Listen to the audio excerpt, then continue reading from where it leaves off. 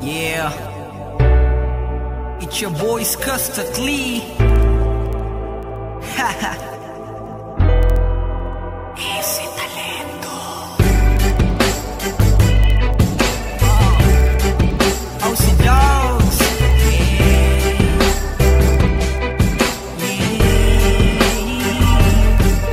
Oh, mahal, pakinggan mo na muna to.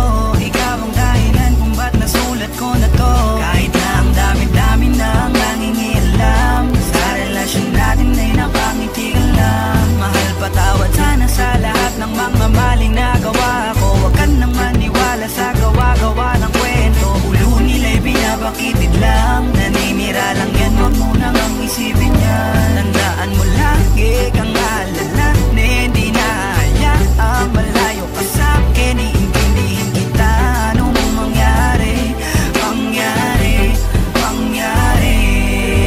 Di kita niloloko baby, huwag ka nang magalit. Wala tayong pake sa sinasabi nila sa'tin. Dito ka lamang sa'kin, tiwala ka lang sa'kin. Di na maghanap ng iba.